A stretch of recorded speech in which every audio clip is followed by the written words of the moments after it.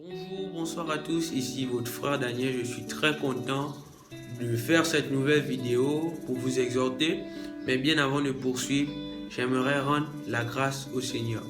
Seigneur, nous te bénissons, nous te rendons grâce, merci pour ces moments, merci pour ta vie, merci pour ta force que tu as déposée encore en nous. Au nom puissant de Jésus-Christ, Amen.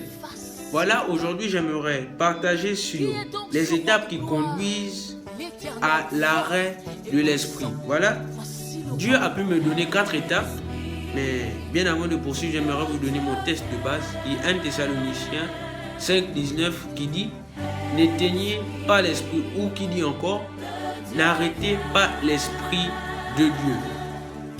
La première étape est le manque de prière. Voilà, lorsque nous sommes en manque de prière, cela signifie que nous sommes en manque de communication avec Dieu. Cela signifie que nous sommes en train d'étouffer nous-mêmes notre propre esprit. Nous sommes en train d'asphyxier notre esprit nous-mêmes. Et lorsque nous sommes arrivés à ce niveau-là, nous pouvons nous rendre compte que, au travers de beaucoup de choses que nous faisons, nous avons arrêté de prier. Au travers de l'école, du travail, de tout ce qui est autour de nous, nous avons arrêté de prier. Et lorsque nous arrêtons de prier, ça nous conduit dans la deuxième étape qui est le péché.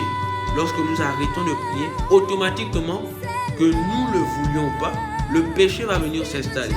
Que nous le voulions ou pas, le péché va venir prendre place dans notre vie, d'une manière quelconque. Et lorsque nous sommes dans le péché, lorsque nous avons commis le péché, qu'est-ce qui se passe? Ce qui se passe, c'est que l'Esprit de Dieu est attristé. Là, c'est la troisième étape.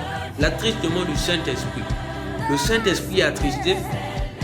Et déjà, nous voyons que lorsque le Saint-Esprit est attristé, il n'a plus la même efficacité que lorsque il est nourri comme il doit être nourri.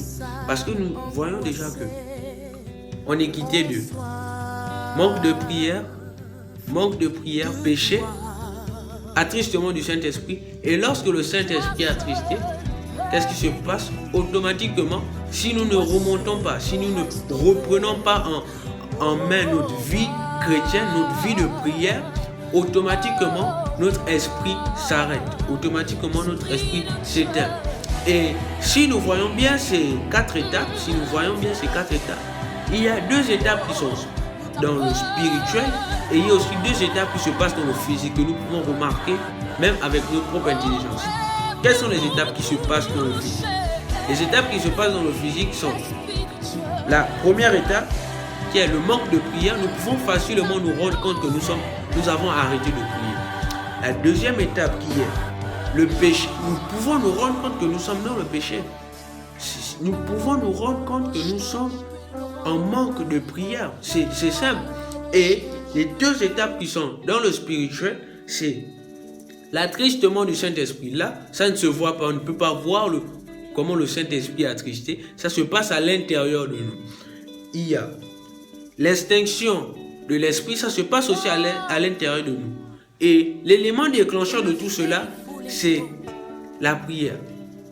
Si nous continuons à prier, vous n'allez jamais arriver au point où votre esprit est inerte, votre esprit ne fonctionne plus, votre esprit est comme si il était mort.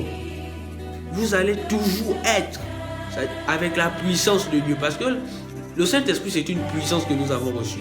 Si vous regardez mes vidéos précédentes, j'explique comment le Saint-Esprit, c'est une puissance que nous avons reçue.